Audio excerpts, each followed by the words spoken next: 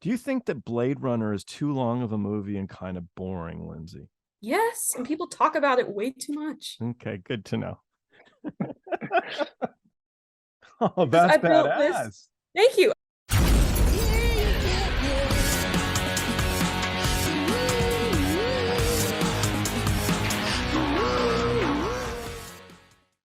Hey, this is Party Like a Rockstar podcast, and I'm your host, Joel. Today's episode is brought to you by Misha's Kind Foods. They're an LA-based small business making the world's finest non-dairy cheese on the market today. They're lactose-free, paleo, keto, kosher, Parev, and 100% vegan. If you like what you see, check out the next video. If you like this video, please subscribe and like by clicking the little round button on the bottom right.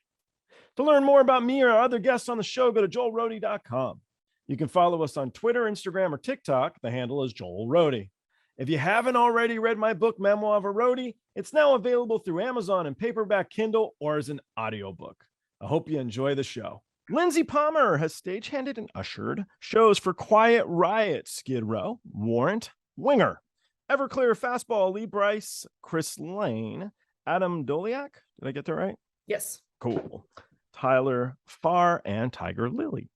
Additionally, she manages the alternative rock band Mayday Raven and grunge artist Zach Dalgiallo. John Thompson is my second guest. He's a bass player who's toured with The Almost. He's also worked as a backline tech for Lacuna Coil, John Bellion, Sick Puppies, Skillet, Boys Like Girls, Quinn 92, and The Aces. So my first question is to you, John. I saw there on your Facebook, you made it very clear that you're full of worthless trivia. So if you could please tell Lindsay and I something entertaining, that would be appreciated.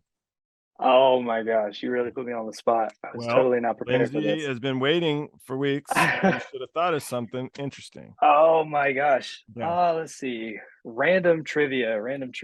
What is some good random trivia? Gosh. What was it? I love looking up movie trivia. So anytime I'm on like watching a movie in the background or something like that, my favorite thing is just to sit with IMDb open and just read through the trivia and find cool facts. And So, I'm trying to okay. think of So I something that do was have really one cool. for you. Yeah. I do. So Yeah, if go you for it. look up Meet Joe Black. Remember that Okay. film, Brad Pitt film? Look up the guy who did the music. What, Thomas Newman? I don't know if it is Thomas Newman, but it's the Newman family. Let's see. So between all the family, it's insane. It's just it's crazy. It's like 70 Oscars and 400 nominations. It's just absurd. That's my only movie trivia fact. This is a music podcast. I don't know why you're talking movie shit anyway. Yeah. This is gonna leave us. Hey, there's music in movies. That's good licensing. Oh, yeah, it's true. It's true. We were talking about the music aspects, so there you go. Yeah. So yeah, I was right, Thomas Newman.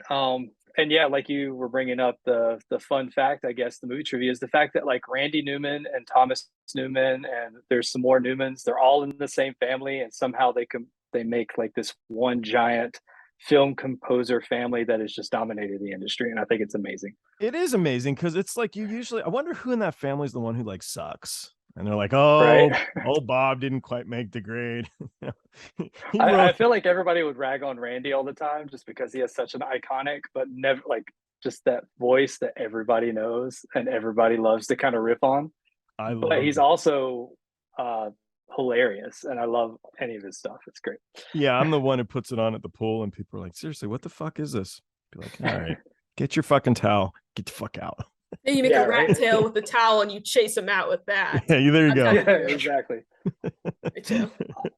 How did you guys meet each other? How do you guys know one another?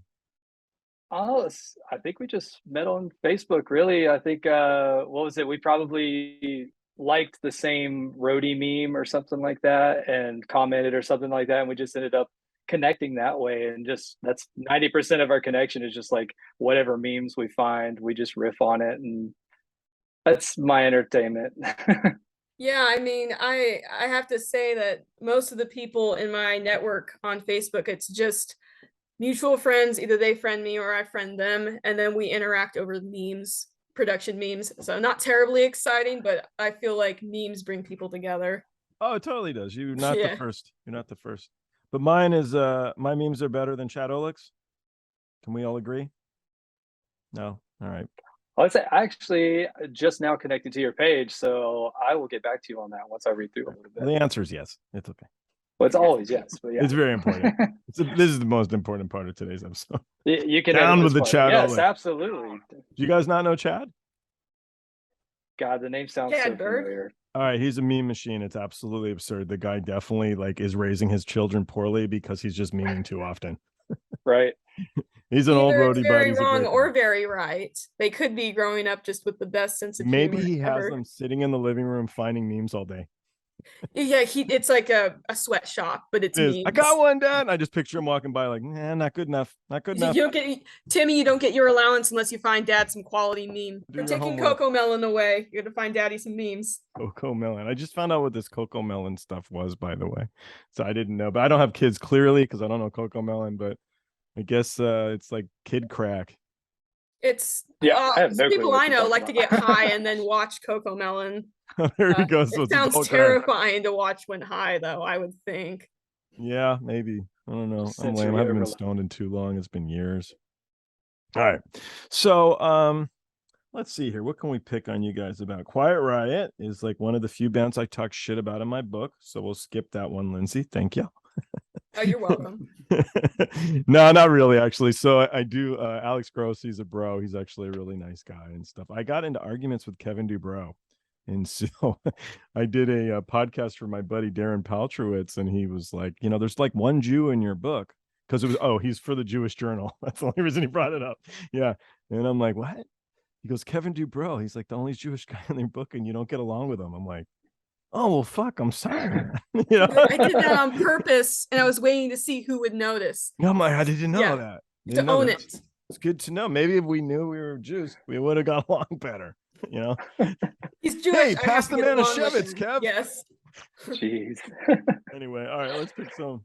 Sick Puppies is kind of cool. How did you get the Sick Puppies gig? Was it fun? Do you have good stories for Lindsay and I? Honestly, let's see. The Sick Puppy gig fell right into my lap, right as when I was touring with the Almost. Things started slowing down. That was right when Aaron, our singer, started hopping on drums with Paramore for a little bit. And so things really slowed down for us. And I was always a kind of a hired on player, even though they treated me very well. I was always treated kind of like I was just part of the group. But on an official capacity, I was always hired on. So when things slowed down, it really slowed down for me. And a buddy who toured with us, he actually tour managed with us, a guy named Rico, amazing guy. He remembered I was really good with tech. I usually handled our monitors, and just whenever things broke, I was the guy who went and figured out how to fix it. So Sick Puppies called him looking for a tech because of some weird connection, and he just happened to hit me up. And I had never teched before in that capacity, but I just kind of got a little brave and went for it. And that was 10 years ago, and I've really been doing it ever since. It really ran with it. And but they were probably the perfect band to first tech for. Would you tour again as a bass player?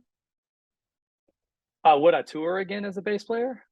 If the gig was the right gig, absolutely. I really do miss playing a lot, especially on that capacity. I even hopped on stage a couple times recently with Sick Puppies to play guitar, and it's the first time I've really done any performance outside of small local stuff, and it really gave me that buzz that I haven't had in a long time. Yeah. Oh, that's cool. I've done one roadie band kind of sort of when I was with Skillet. We kind of jammed out for sound check because they hardly ever sound checked. Sure. So we would sound check for them, and that was always fun. Nice. But no, I got to get the roadie band going now. Got to figure out what instrument to play. Oh, you can play them both. You can switch every night. Actually, Right? no. All right, and then what's this Quinn 92 guy? I had to look this up because his name's complicated for me. Right. Yeah. Quinn 92, he's a pop artist out of LA. It's kind of hard to describe. He's just this hilarious guy. He hires a band of fantastic musicians. And a guy that got me on tour with John Bellion also pulled me on for that tour. He kind of played a lot of different hats. Guy named Eric Lukes. and he's fantastic. And I recommend if anybody knows him, give him a pat on the back for me. If you don't know him, hit him up if you need him because he's amazing. But yeah, I ended up set carping that tour plus backline for Quinn, and then also assisted some set carping and backline with Chelsea Cutler, who did direct support. Wow, now you're showing off. Listen to all this shit that you do. It's just because the show was like kind of like billed as one big show, and so I just kind of got roped into doing a lot of stuff, and it was brutal, but it was also fun, and it was fun because of the people that were there. It was just a good group. What's the best department to stagehand for, Lindsay? I'd say pushing or loading. That's good. I'm not terribly good at anything else at this point. Really having imposter syndrome right now being on here because it's like I don't know what I'm doing. I just post memes. Oh, we don't know either. And get yelled at loadout. Nah, but you're talking to the worst set carp ever to work in music. Yeah. Not you, John, not you, me. I feel the same about myself. Trust me, I've only done it a couple of tours. No, John and I were just talking about that before we came on. Like, I was saying I don't have any good stories. He was saying, no, I don't have any good stories. Here we are. Oh, there's got to be a good story. There's got to be someone who doesn't like you guys. No, Is there anybody who doesn't like you guys? Those are usually good stories. Craft services, those are always good. Oh, supervisors getting mad for whatever. Yeah, those are good stories. Are you guys union where you're at, Lindsay? No, I'm not union. I work out in Kansas. Pretty much just stay in the Midwest right now, so I'm pretty limited with what I can do. Because obviously with the shutdowns, non-essential was the first to go. So since there already wasn't much going on in Kansas, you can imagine just kind of slowed to a halt. I take what I can get though. Cool. Why management? Why do you want to get into management? Why do you care? Here's the thing. I don't care. Okay.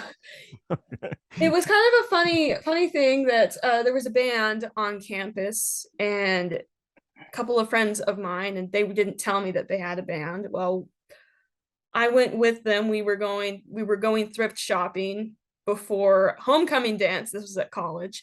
Yeah. And they're asking me what I do for work, and I mentioned stagehand, and they were like, so you do stuff in music? And I said, if you mean pushing and loading boxes, yes. And I was talking about some of the people I'd met and things like that, and they said, well, we have a band. I'm like, so and they're like, yeah, Mayday Raven. And they were telling me about it and asking me some questions, and by and by they're like, you want to manage for us? I said yes. And so now I guess I'm a manager, once again, imposter syndrome, but it's been really good experience. I think that you can learn way more with things going wrong than things going right. Okay. Words of wisdom. Do you think that Blade Runner is too long of a movie and kind of boring, Lindsay? Yes. And people talk about it way too much. Okay. Good to know. I love it, but I don't disagree. Oh, really? Yeah. I don't know. No, it's a classic for a reason, and I love watching that movie for 1,000 different things. But you're not wrong; it can get really boring. It's kind of like American Psycho. There's only so many references you can take before it's like, okay, go home, touch some grass. We're done. So my girlfriend was years ago. It's one of like the two stories she has that I like. One is meeting me. Oh yeah? No. So she was driving and she cut off a Prius, as one should. And it was fucking Harrison Ford driving the Prius.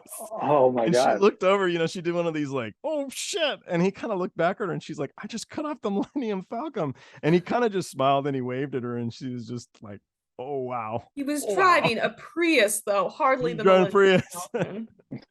Honestly, he had it coming. He had it coming. Don't do that. Yeah, I don't know. Maybe they're easier to drive stoned. I just want to hear Harrison Ford go, "Get out my lane."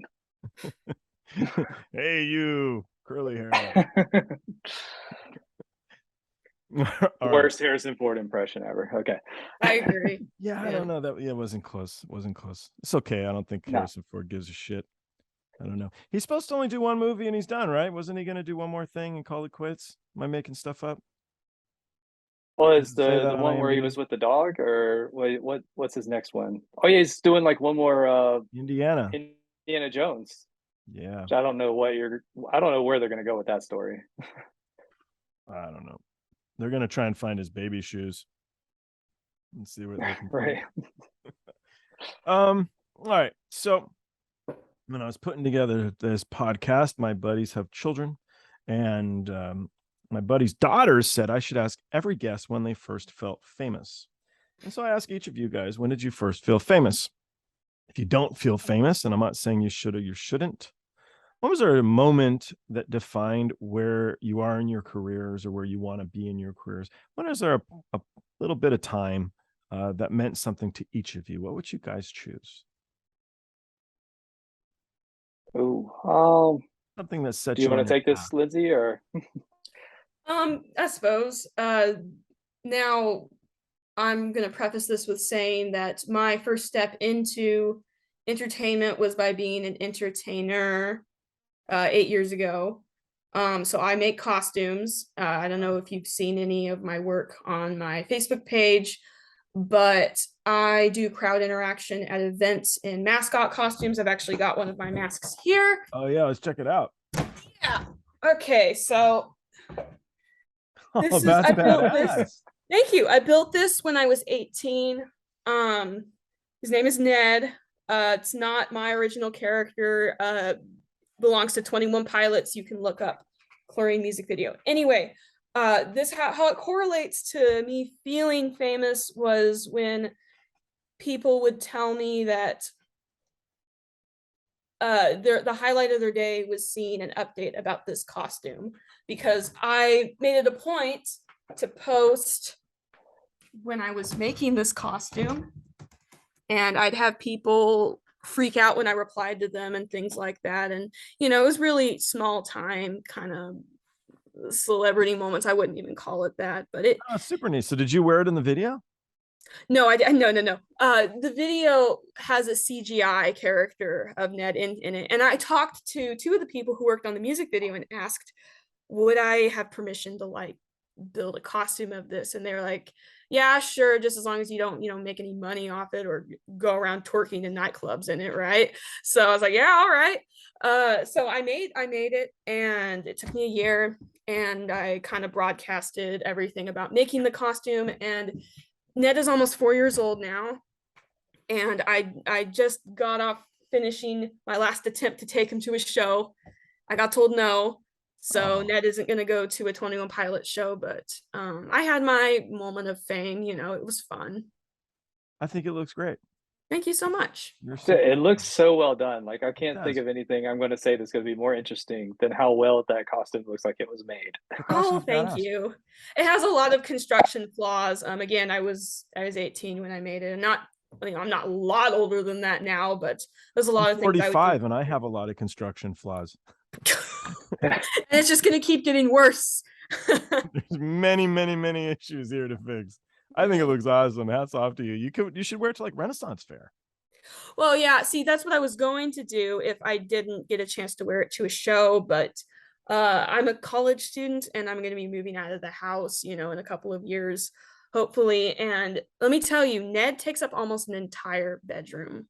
Wow. I'm not going to expect my parents to lug that thing around. Here, you want to see my guy? Here, look at this guy. Yeah, show us. Here's my guy. Oh my goodness, what's his name? Pepe. He has a name, yeah. Pepe. Pepe. I got Mortimer in the other room. Mortimer's a full suit of armor. Oh, that's excellent. See, Hey, that's awesome. I would keep Ned as a collectible, but I'm going to be selling him. So I'm going to be doing the one thing I was told not to do and selling him. And if 21 Pilots wants to sue my ass, they can. I do Right not on. care. You want to look at this? Look how big Pepe's mustache is. Honestly, that It's goes, like his entire head. those sideburns must have reached down and just kind of all around the face. I think he was a drummer in a band or something. He's old. My guess is from like the 1920s. He's super old. That's But epic. yeah, Pepe. I kept him in the bedroom forever. And then How'd your girlfriend feel about she's that? not into Pepe very much. She don't like Pepe. She had a nightmare that Pepe tried to kill her, and she couldn't do anything about it. So she was looking for water because he's made out of paper mache. Now Pepe is not housed in the bedroom. he's here He got watching me in kicked my out. office. Pepe got couched. Yeah, Pepe got the boot. He's but- third wheeling permanently. Yeah, he's good. Yeah, my friend's name was Pepe, and he's like, dude, he's like, you seriously named your creepy fucking doll after me? Well, he looks pretty Mexican, and you're like my best Mexican buddy, and he's like, dude, that's even worse. What the fuck? So he talked to me like 5 years later, and he's like, do you still have the creepy doll, Pepe? Oh, come on, bro, seriously, stop. But he gets very annoyed. He doesn't like it, so I don't know. That's awesome. Yeah. So, So you John- guys got all these interesting props, and I have no interesting props. To We'll share. send you something. We'll send you. Let's see. I've got this little a little babushka that I got in Moscow. That's kinda Oh, fun. cute. Does it have the inside It's a parts? little, yeah. It's a little Russian nesting doll. So it's got all the. Did you bring It any goes down cocaine really in it when small. you brought it, or were you good? Oh no. That was long before everybody. Hey, it's time for the podcast. Sorry about that. All right, what do you? Claim to fame, though, John. Yeah, what do you got? My claim to fame. When did Yeah. I feel famous? I don't know if I've ever truly felt famous, but like I'll admit, like so the story of where like that led me to being part of the Almost and joining up with those guys. Sure. Like half of that band is made up of a group of guys from a group called Beloved. I don't know if you're familiar with them, Joel. They had one really strong record early 2000s, but they just have a name for themselves in the scene. And I'm from North Carolina, they're from North Carolina, so they were huge to me, and I kind of like in a weird way I kind of idolized those guys. And then of course I was a huge Under Oath fan too at the time, because I'm 36 now. Geez. But anyway, so that was like perfect time for me during that whole phase. But I ended up going to college in High Point, and then long story short, ended up working at a music store with Joe, the drummer of Beloved. And then he ended up becoming the drummer of the Almost, and him and I were connected through church plus working at the music store. And when the Gap opened up, he hit me up. I got an audition, and then probably the moment I felt famous was day one of rehearsal, which, by the way, was probably one of the only 2 rehearsals we ever did as a band in 3 years. Wow. But like sitting there in this group of guys who were all just on this level that I never thought I would ever reach. Yeah. And I'm sitting in the room and we're just like goofing off, and it turns out they're just like these amazing human beings. And then we went off, I think we did like Cornerstone Festival, like one of the last Cornerstones. I don't know if you remember that. And that was the biggest show I'd ever played before. And so walking out on that stage, playing with these musicians that I had once idolized was a really cool moment. And it's probably still one of the most powerful moments for me as a player. And then we went off to do, we did some Australia tours, we did Europe tours, we did full US stuff, and I got to really do a lot of cool things with them. And so every moment I was with those guys, I felt like I was at the top of the world. And so if you guys see this podcast, I miss you and I love you. They'll reach out immediately. Yeah. Hey, that's good. Do you guys have any gigs that you that stand out as being entertaining? I don't know, any gig stories that are any wind-ups from the stagehands at work, Lindsay? Any fun show antics? I keep track of all the best quotes that I hear during stage deconstruction. I'd say that a gig that stuck out to me, and this isn't a funny story yet, but it was John Pardee. That was the last gig that I got to work before I go back to university. It was the first time that there was actual direction on taking down the stage, because my first gig ever, I showed up, I had read articles on stagehanding and listened to podcasts, but nothing would have prepared me for my stage manager telling me, just get on stage and start helping. And I was just thinking, what did you say? But this time the stage manager, it was the touring crew for John Pardee, and he was great. He was telling me, like, these are power cables for upstage left. These are going to go in this case over here on the right side of the case. And I was thinking, thank you, Jesus, for direction. Finally, Yeah. That was, and it was a really helpful environment. And for once, I actually felt like I kind of knew what I was doing.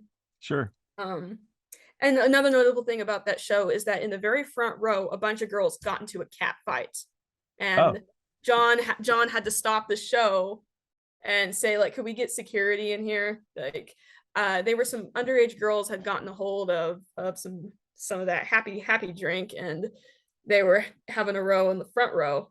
That was interesting. So there's a show in front of the show. He's like, I can't be upstaged by you.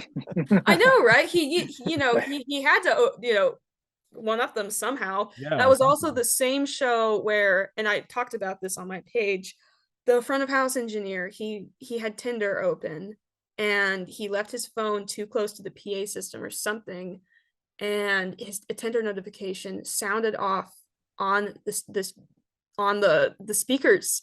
That's awesome. Everybody heard it and started laughing. Yep. That's a good one. I feel like that's almost as good as like hearing like that Pornhub beat that everybody plays. Yeah, like, right before something. That's the only way it would have been topped, is if, in tandem with the drummer started drumming out the Pornhub beat right after that. But no. We were in a bar in San Diego. What's the bar called? It's trying to throw them a shout out because they actually make good beer. They make a peanut butter stout, which is, I like my beer. So anyway, but it doesn't matter. Belching Beaver. Is it Belching Beaver? Thank you. All right. Sorry. Intuition comes at different times. And somebody had left their wallet. So the guy turns down the tunes and he looks at the wallet, and the girl's name was Alexa. And I'm thinking, like, how brutal this day and age. So he pulls out the license. He goes, is anybody in here named Alexa? And you hear over the sound system, like, what would you like to play or whatever? And he kind of looked, he goes, oh shit, we're totally busted. What it meant was you could be sitting there drinking a beer and be like, play Rammstein. And it would. So, oh my God. Now if your name was Alexa, how awkward, Oh, I think I'd use my middle name, unless that was like Siri. Then you're fucked. Yeah, you got to feel like anybody who was named Karen, you have to kind of feel for him right now. I didn't know this whole Karen thing. I was late to the game. I actually wished my friend Karen a happy birthday by sending her. I just thought it was coincidental that the name Karen was in the thing. So, oops. Yeah, right.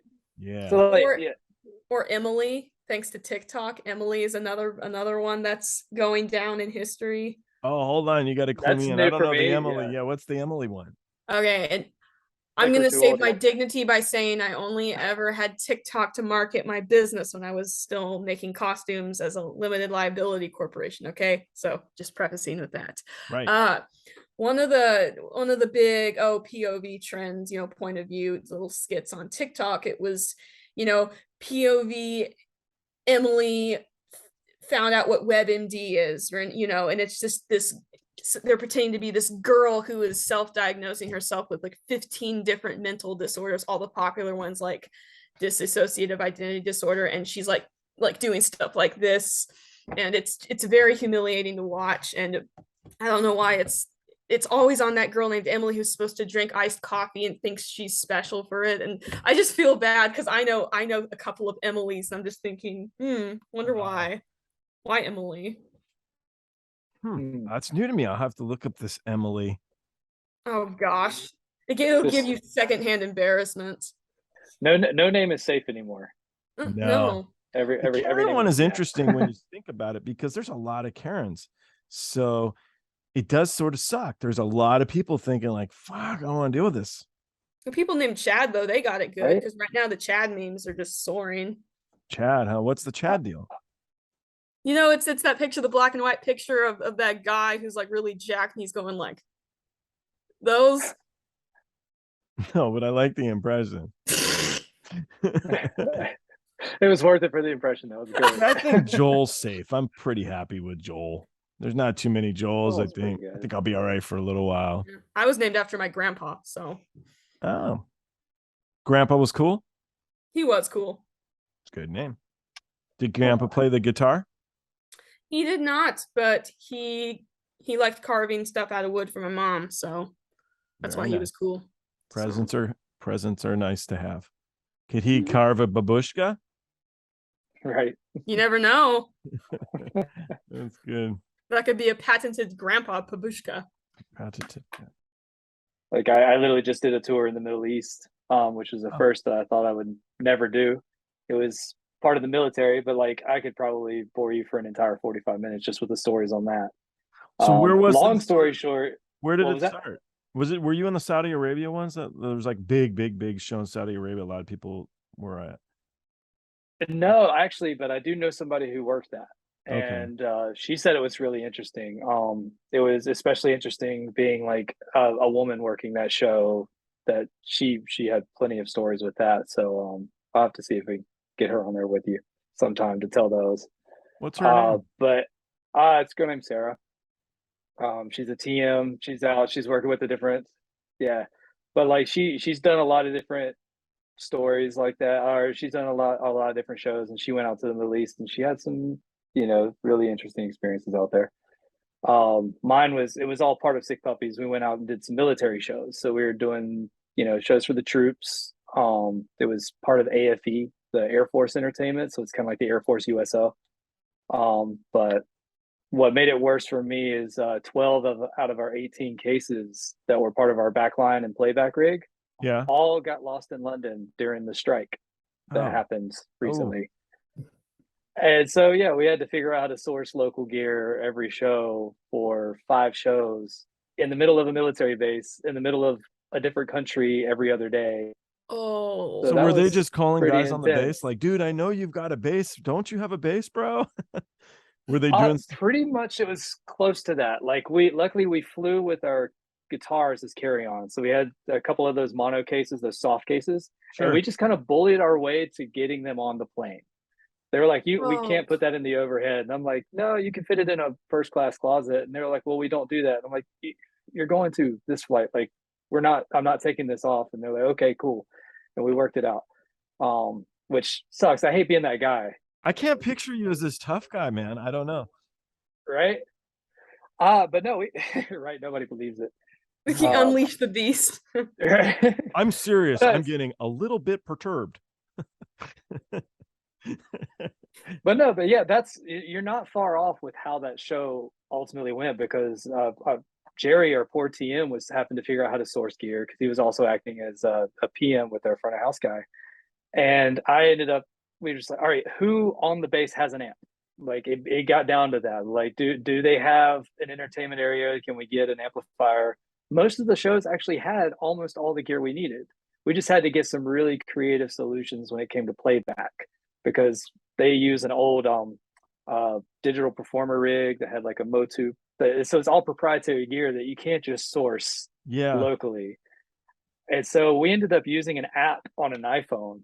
And Brian, the singer for Sick Puppies, ended up spending all night converting all of the tracks from his laptop to play on this app on his phone. And we just got a couple cables, and we made that work for almost the entire tour from then on out. And it wasn't ideal. Luckily, we weren't doing MIDI or anything crazy like that, but we made the show work. Wow. That's super neat.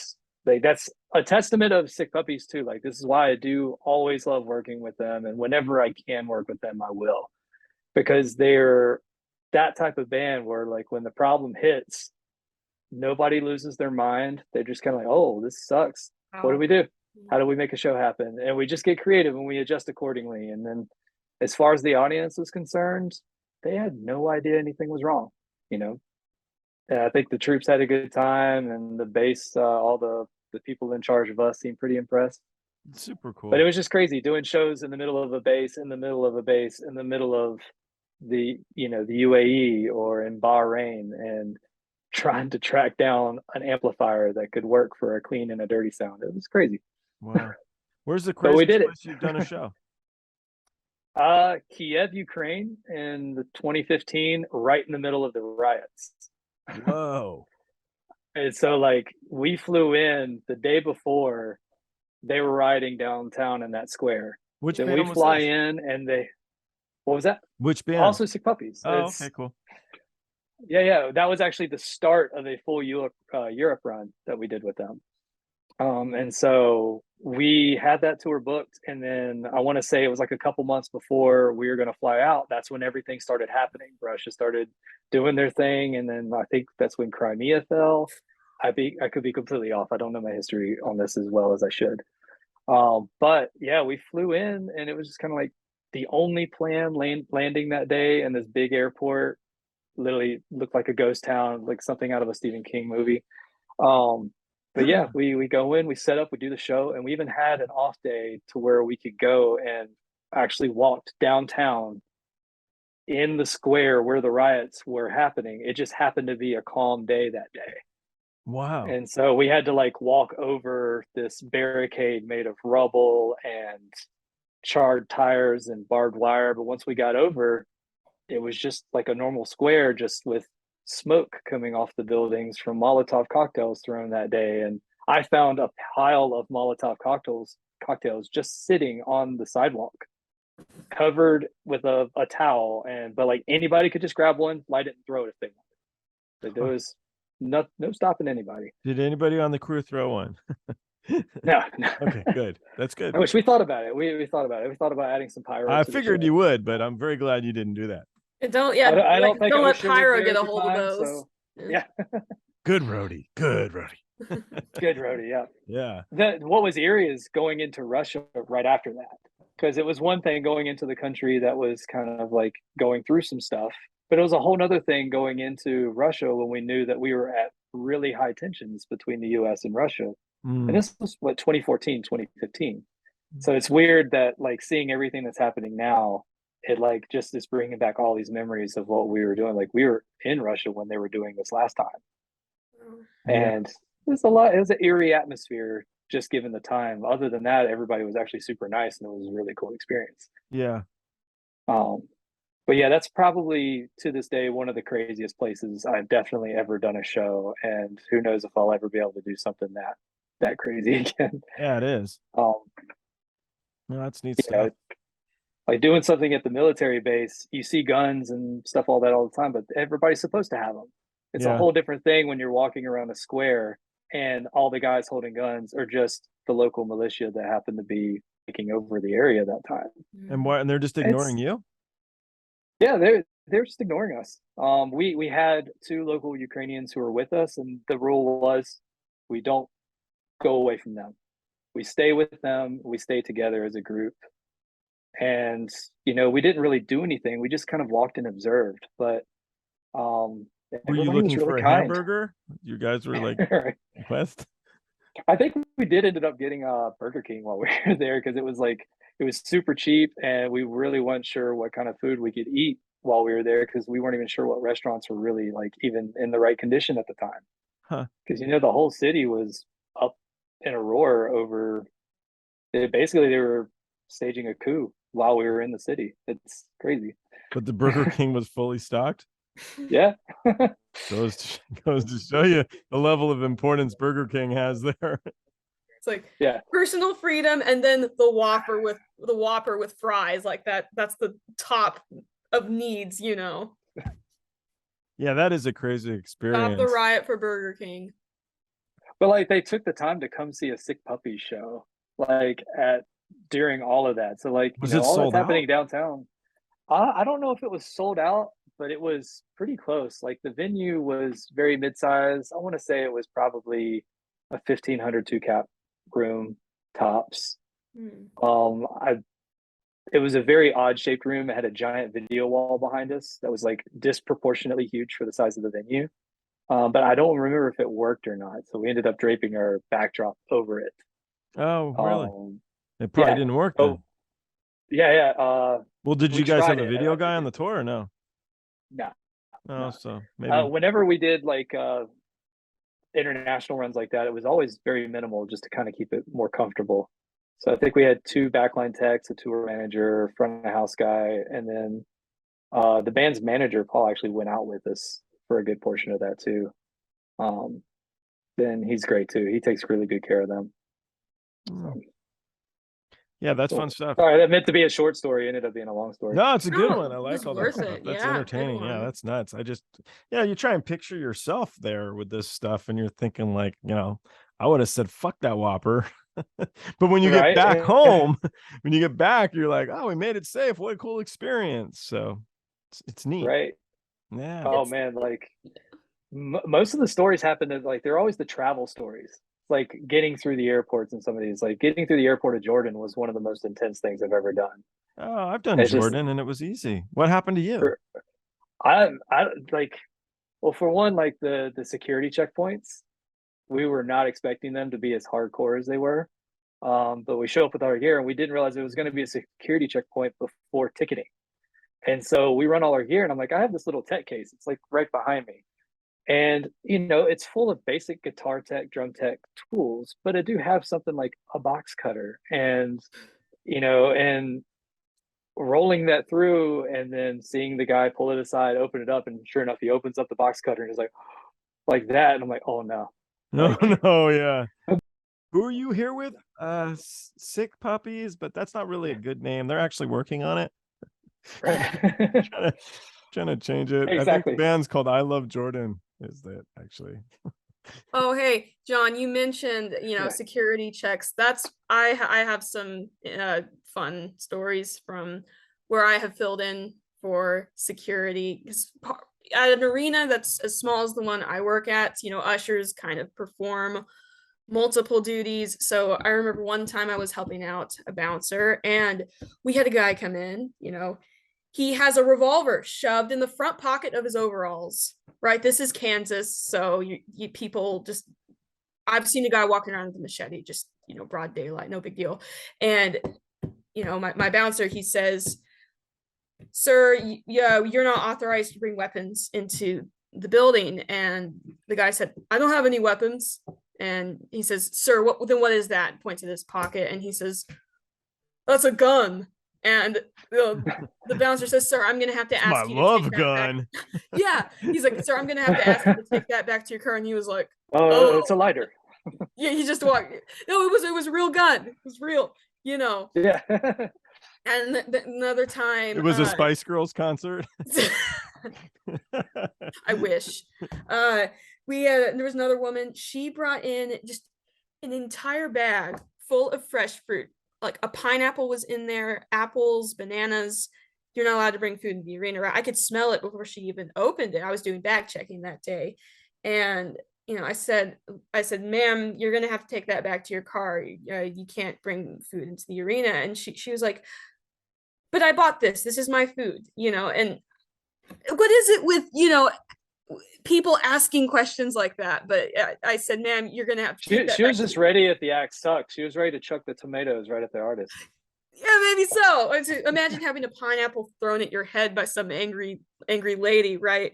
But yeah, people just. And then there's another guy where he had brought this large knife, this elderly man, and we told him he had to take it back. He was pissed. Oh, he was mad. Muttering about he didn't know what these days were coming to. And I'm thinking, since when can you bring a large knife into, just in plain sight in a public building, Yeah. And these people are Kansas. interesting. But I think since I haven't gotten a chance to travel yet, most of my stories just come from audience members being themselves. One of the best requests that I ever got for, bypassing into the VIP section, because that day I was working at Barricade, is this very fancily dressed man. He, comes up to me. He's clearly had a couple drinks. And he says, excuse me, I am Black and gay. May I please go up there? And points to the stage. And he was dead serious. He was inebriated, but he was dead serious. And I said, let me see your ticket, sir. And, I check it with my little flashlight. Look at it's the standing area. It's not VIP. And I said, I'm sorry, sir, but you have a GA ticket. You need VIP to get into this section. He's like, it's fine. It's fine. I can see from here. And he just goes and stands in the back, just like this. Like he's just really crestfallen that I couldn't grant his request. And I'm thinking, last I checked, like that criteria for like that race and sexuality is not a criteria for getting VIP ticket, but that was my cousin Bill. He actually did have Bill Cosby did come to the arena years and years ago. So yeah, maybe he sent one of his relatives up just to see he get past him. But that was an interesting request criteria. I feel for security lately though. Like with hard. everything that's been going on, man, like I feel so hard for anybody who has to work for security at any show, but especially festivals. Oh, it is I a weird know. time. Oh gosh. Yeah. I know that one time there was a guy who got kicked out of the arena, 3 times at that same show, right? And supervisor was showing us a picture of the guy saying, "Don't let him in. He keeps trying to come back and getting thrown out." And he got thrown out because he was just going around harassing people and shouting obscenities. And we watch him go back to his car, and we're pretty sure he's going to bring back a gun, right? Oh, So no. we're ready. Like we have the DCPD there, right? We're ready. And so we watch him open the door of his car, and he bends down. He doesn't come back up. We keep waiting. He comes out with some Keebler Elf cookies. Oh, we wish, but he doesn't come back. We think he was so drunk when he went back to his car, he just fell over. So we're like, okay, we're going to send some people to go out there check on his car. He's not there. So we're thinking, did he crawl away like a caterpillar? Like he's just lying there and he's just like in the parking lot, just kind of inching away on his belly, because we didn't see him walk away. We have no idea where he went. He wasn't in his car. So that was a very strange Roadie situation. Unsolved Mysteries. Yeah, disappears into the void. Oh, that's a whole new podcast right there. That would be a whole different take. I'm sure he had a really important place to go. And so he's just in a rush. He's crawling under cars. Yeah. They wouldn't let me in. he had to get to the Goodwill because he's such a good fellow. He probably works for free there or something. I don't know. That didn't even make sense. No, it didn't. Yeah, that made no sense. Take the They can't all be winners, Lindsay. Especially not today, huh? Not today. Yeah, that's a Tuesday. Well, once again, I do appreciate you guys' time. It's we got an hour, so it's a lot of. Thank you so much for asking us on. Yeah, man, it was. Yeah, good to have absolutely. you guys Thank you, on. man. I hope Yeah. you guys enjoyed yourselves. And, Yeah, absolutely. I'd love we'll to do this again sometime. Yeah, sounds good.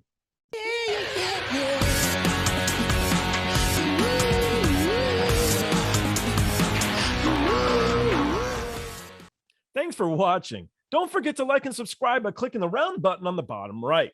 To learn more about me or the guests on the show, go to joelroadie.com. You can follow us on Twitter, Instagram, or TikTok. The handle's Joel Roadie.